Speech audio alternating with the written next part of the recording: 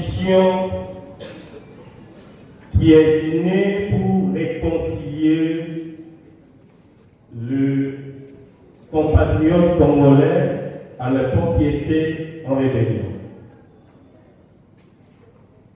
Mais 20 ans après, nous devons nous regarder en face et se dire des vérités. Notre constitution est confrontée en 3 réalités. Je le cite, l'instabilité politique. Nous devons nous dire la vérité. La faiblesse de l'État et la pression sécuritaire à l'est du pays. Ici, je vais présenter quelques points faibles de notre Constitution.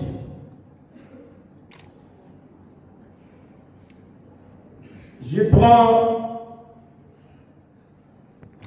l'article 69, donc les articles 69 jusqu'à 90, autour de ces problèmes que nous appelons les problèmes du régime politique dans notre pays.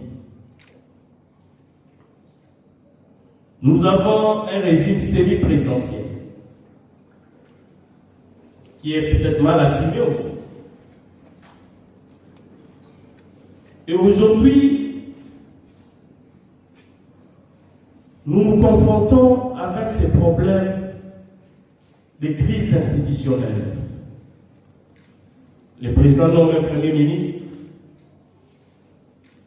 l'Assemblée nationale licencie parce que le premier ministre n'est pas de la majorité. J'ai un exemple. Soit le président nomme un premier ministre sous pression politique parce qu'il n'avait pas la majorité en lui.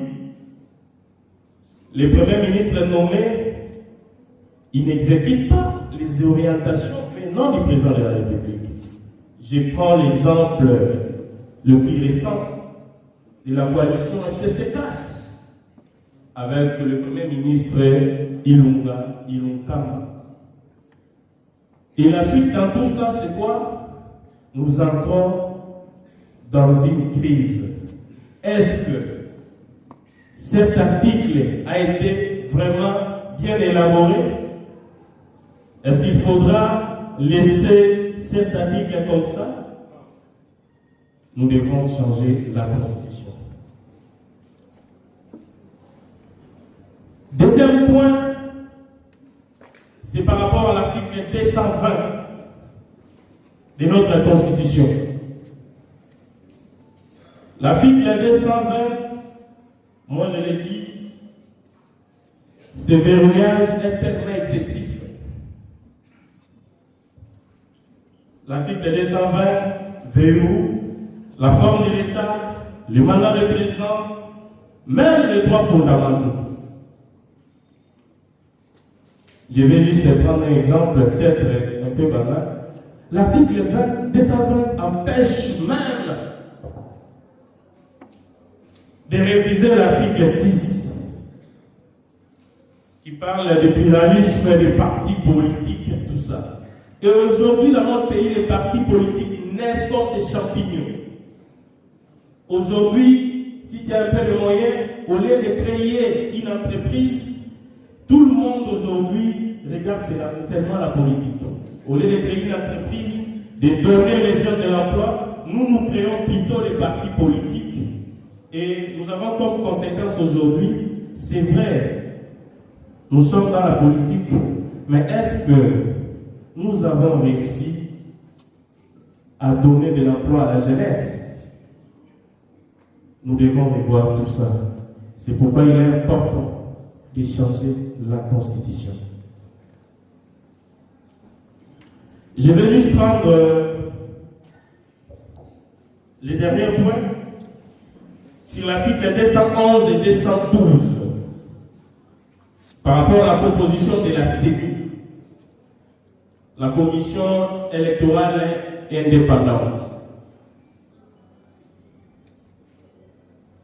La commission électorale est désignée par la majorité, c'est la majorité qui gère, la majorité au pouvoir, l'opposition et la société civile.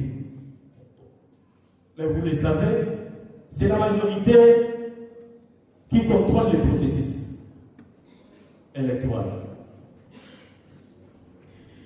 Et nous avons comme conséquence, vous voyez, et vous le savez comme moi, qu'après chaque élection dans notre pays, il y a toujours un problème de crise de légitimité.